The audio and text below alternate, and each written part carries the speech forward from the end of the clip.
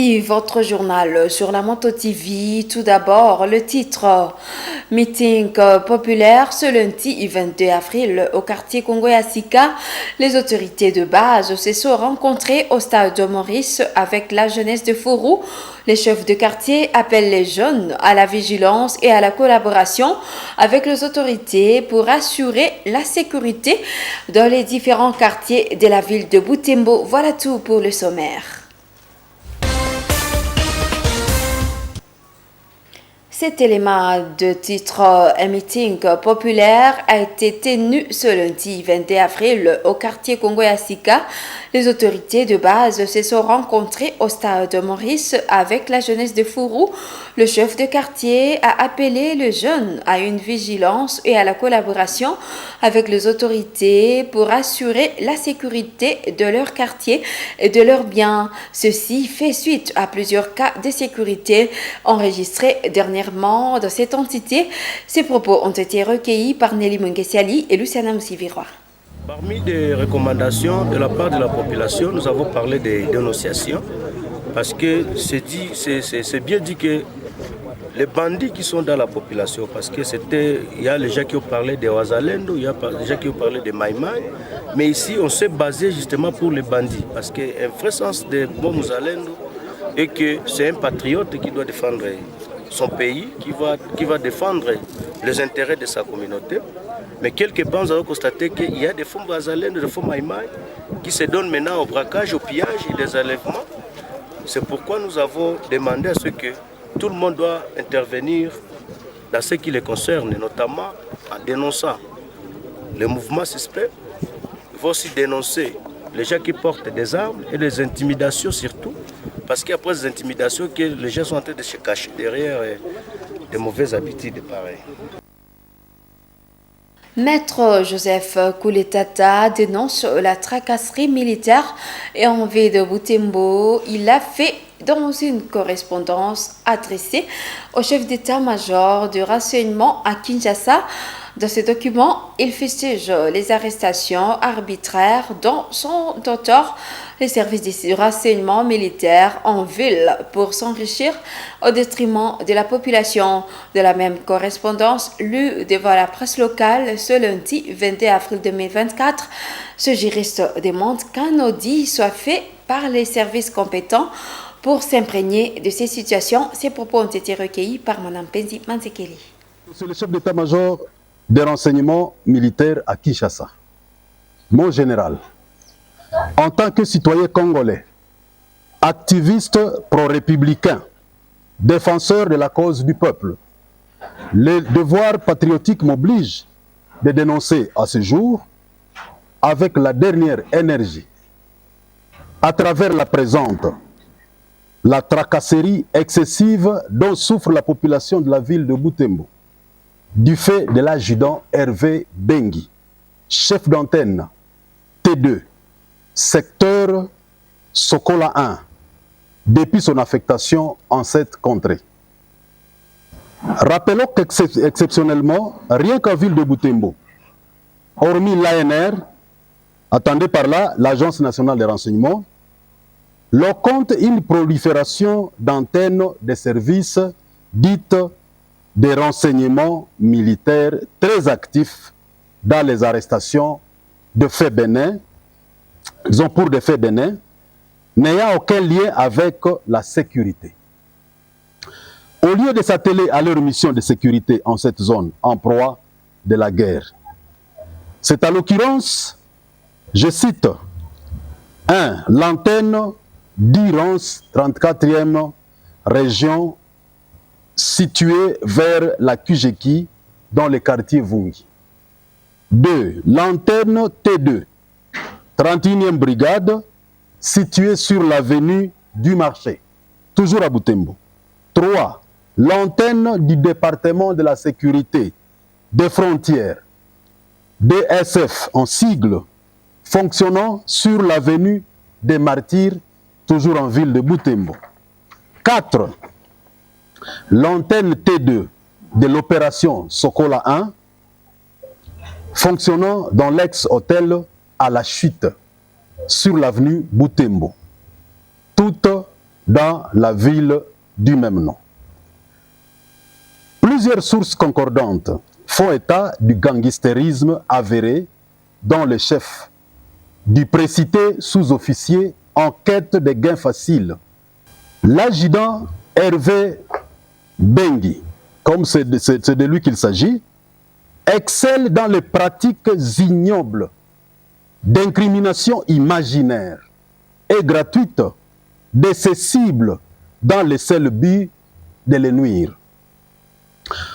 Pourvu qu'il s'enrichisse sans cause, ce dernier, grâce à son cachot qu'il entretient en violation de l'ordre du chef de l'État, ce sous-officier se sert de la gravité du taux de la peine de cette prévention dit viol comme moyen de chantage pour intimider, terroriser et contraindre ses victimes à concéder, à payer de grosses sommes pour leur liberté.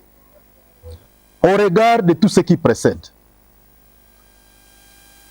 vous ferez œuvre utile en mettant hors d'état de nuire ce brebis égaré, le déférant devant la justice, pour qu'il réponde de tous ses actes dans un procès public à organiser dans cette même ville qu'il a meurtri et devant la population qui lui a servi de cobaye.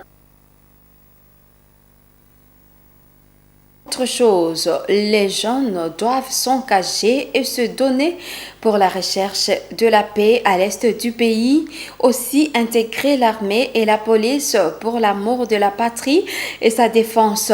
Le révérend Père Gervin a donné ce message aux jeunes de la paroisse de Kitatumba dimanche dans sa prédication. Il a conscientisé ces jeunes à se battre pour leur patrie et ne pas l'abandonner aux forces extérieures qui n'apporteront plutôt pas la paix à RDC. Message du révérend Père Gervais Mbafumodia dans la 3e messe du 4e dimanche de Pâques 21 avril 2024 dédié au bon pasteur. Le Père Gervais Mbafumodia dans ce propos recueilli par Mirembe Kitawite. Et chef de quartier ou chef d'avenue, comme jeune, tu viens de finir tes études, tu es prêt à t'engager pour conduire les gens vers le mieux-être. Il faut dire, je suis candidat.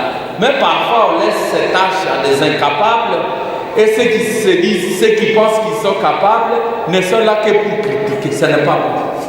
Bon, c'est parce que peut-être nous manquons de patriotes qui sont prêts à donner leur vie pour un Congo meilleur. Un mercenaire, c'est quelqu'un que vous allez payer. Lui, il vient pour avoir de l'argent. Pour avoir de l'argent. Quand nous avons eu des problèmes dans notre pays, il y a de cela 25 ans, nous avons fait appel à la MONUSCO, des militaires qui viennent de Pakistan, même des gens qui n'avaient jamais été ici, des Indiens, qui viennent de tous les pays du monde. Pensant que ce sont eux qui vont mettre fin à la guerre. Mais vous vous rappelez avec moi, il disait, mais il y a du travail au Congo, il faut que cette guerre-là ne finisse. Sans guerre, sans travail. Donc il faut que la guerre continue. Et il gagne. Pourquoi je dis cela? C'est pour vous engager, vous, à vous sacrifier pour votre pays, à vous donner pour combattre, pour un Congo meilleur. Et bouter dehors les ennemis de la paix. Ou travailler pour un monde réconcilié, un monde où on a le même esprit, un monde où chacun travaille pour le mieux-être. Et si au Congo il y a actuellement, si vous êtes jeune et que vous n'avez pas cette ambition, si à vous il n'y a pas ce désir de dire, il faut que l'on relève, il faut que nous relèvions ce pays. C'est que vous n'êtes pas un bon chrétien. J'ai toujours dit, un bon chrétien doit être aussi un bon citoyen. Engageons-nous pour relever le défi. Mais le défi est grand pour notre pays. Et si nous ne nous engageons pas, il va disparaître. Si nous pensons que ce sont les étrangers qui viendront nous protéger nos biens, alors le pays sera toujours saccagé, pillé parce qu'il n'y aurait pas de patriotes. La solidarité de parents d'enfants vivant avec handicap et débilité existe déjà en ville de Butembo depuis un an. Cette solidarité réunit tous ces enfants débiles qui auparavant erraient dans des quartiers. Madame Solange, qui en est l'initiatrice, dit que l'objectif de ce projet est d'apporter de l'affection à ces enfants qui souvent n'en reçoivent pas. Au-delà de cela, elle les initie à des travaux manuels tels que la couture et la fabrication de bracelets et d'autres. Reportage Nelly Mwengeseli. Ici, en commune Boulenguera, quartier Mukuna Selil Boutaranja en ville de Butembo, où ces femmes réunies au sein de la solidarité des parents d'enfants vivant avec handicap et débilité passent leur journée avec leurs enfants.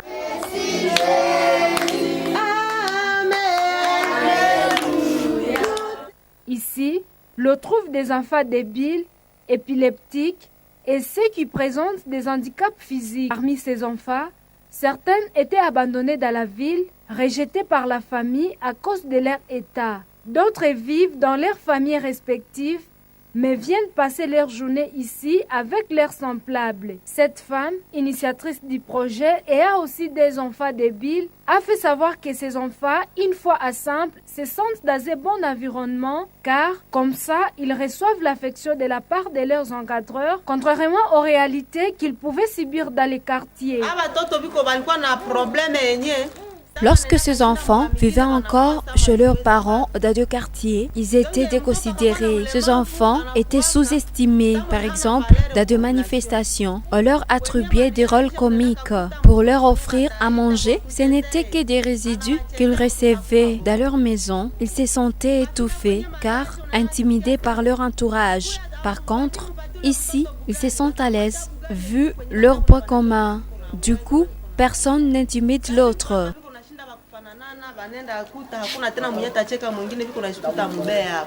Madame Solange avoue que l'encadrement de ces enfants n'est pas du tout facile. Parmi ces enfants, il y en a qui peuvent guérir s'ils continuent à bénéficier de bons encadrements. Certains commencent déjà à s'adapter à la couture. Cette initiatrice du projet lance un appel aux personnes de bonne volonté pour aider ces enfants.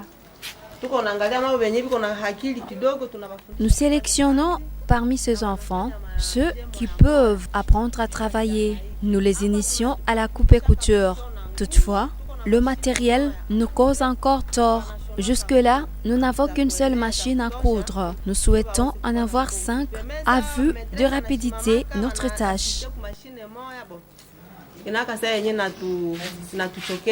Ces jours, cette solidarité des parents d'enfants vivant avec handicap et débilité, SOPED, encadre autour de 35 enfants réguliers. Parmi eux, seulement 3 passent nuit dans ces centres faute de moyens. Ce lundi 22 avril de la Journée internationale de la Terre. En marge de celle-ci, le Forum des Amis de la Terre FAT a sensibilisé 2 élèves de l'Institut Catois sur les bonnes pratiques pour la préservation de la terre. Plus de 200 plantules de grevillea dotées par le FAT ont été plantées par les élèves pour la protection de l'environnement. Un reportage de Joël Tali rendu ici par Isabelle Wangaïmouka. À l'Institut des Catois, le Forum des Amis de la Terre, FAT, a mobilisé les élèves sur l'importance de la préservation de la terre.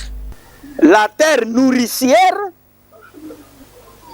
qui doit être pour nous la terre qui nous donne la vie et non pas la mort, la terre qui nous unit et non pas nous diviser. Malheureusement, cette terre nourricière est exposée à plusieurs mauvaises pratiques qui la détruisent ou encore à des catastrophes naturelles. La déforestation.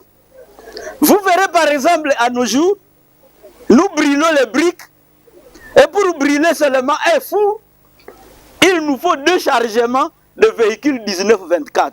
Est-ce que vous pouvez vous imaginer quelle superficie? Cependant, plusieurs solutions sont envisageables pour la protection de la terre.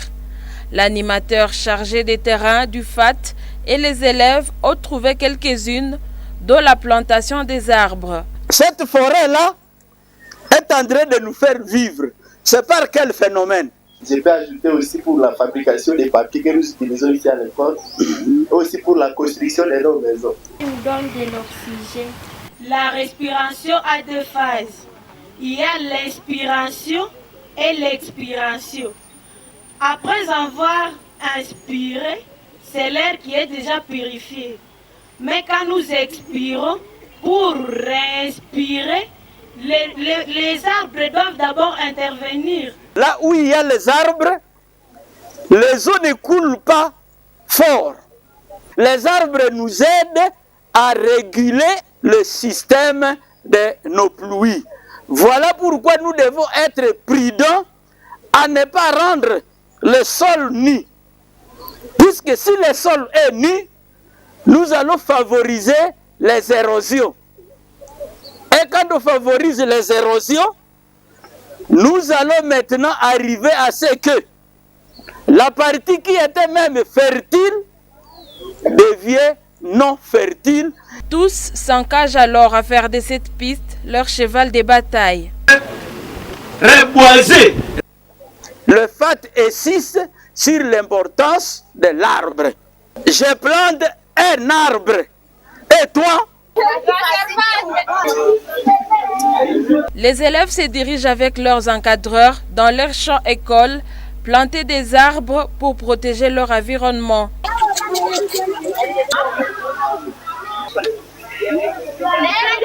Des 100 plantules environ ont été mises en terre ce lundi.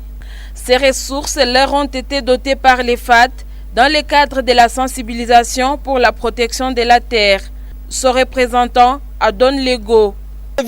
Le caoutchouc, vous déchirez le caoutchouc là. Vous le déchirez à la partie d'en bas où, pour faciliter les racines d'entrer dans le sol. Premier acteur bénéficiaire, les élèves se réjouissent d'avoir appris comment préserver la terre et de manière pratique. Aujourd'hui, j'ai appris la conservation de la nature. Je vais m'engager de chaque fois planter l'arbre et le suivre. Les directeurs des études de l'Institut Catois remercient les FAT pour ses dons. Il rassure que son institution va multiplier le nombre d'arbres pour pérenniser cette lutte amorcée par cette organisation. Ils viennent de nous produire plus d'arbres que les élèves viennent de planter. Nous sommes très contents. Nous voudrions qu'à chaque année, que vous puissiez venir nous présenter pas mal de séances, de séminaires, pour que nos élèves aient encore une notion davantage. Ces mêmes jours, la délégation du FAT est allée s'imprégner de l'évolution des arbres plantés l'année passée. En marge de la célébration de la Journée internationale de la Terre en 2023, les FAT avaient choisi l'école primaire Kirindera. En une année, certains arbres ont atteint 3 mètres, chose qui a impressionné Gervais Moussoir. Nous sommes maintenant à l'épée Kirindera. En une année, il y a eu vraiment de l'exploit. Cet arbre ici a dépassé déjà 2 mètres.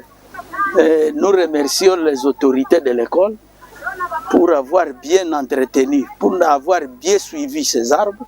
La Journée internationale de la Terre est une occasion pour les acteurs de droits fonciers de rappeler les activités humaines destructrices de l'environnement. C'est aussi une occasion d'éviter la population à prendre ses responsabilités dans la protection de la planète Terre en adoptant et en réalisant des gestes et actes verts concrets jour après jour. Pour matérialiser cette initiative, les FAT a bénéficié de l'appui financier de l'organisation CCFD-TS.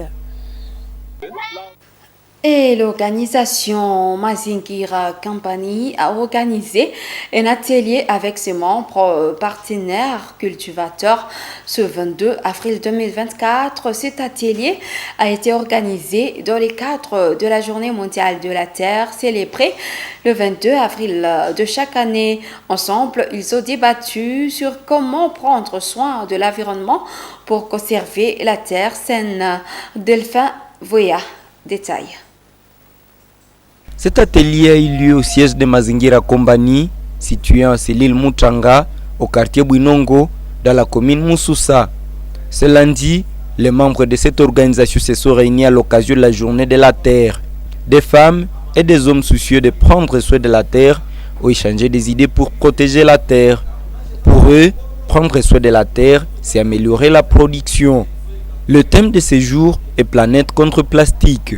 Le conférencier Elia Magestro, directeur gérant de Mazingira Company, a sensibilisé les hommes et les femmes présents à cette activité de garder la terre saine pour une bonne production agricole, surtout la débarrasser des plastiques. Prenons soin de notre environnement et c'est là, en nous débarrassant des caoutchoucs plastiques, partout où nous vivons, dans nos chambres et dans nos parcelles. Enlevons le caoutchouc plastique.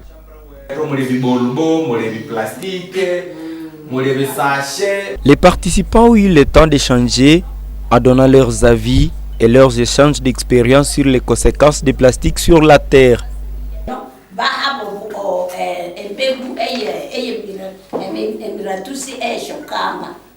Au sortir de cette conférence, ces participants disent avoir compris l'importance de protéger la terre.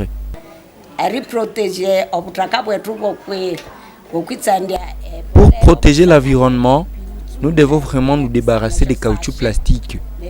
Et nous devons vraiment prendre conscience, mais aussi planter des arbres pour nous aider à reprendre un bon environnement et un environnement sain.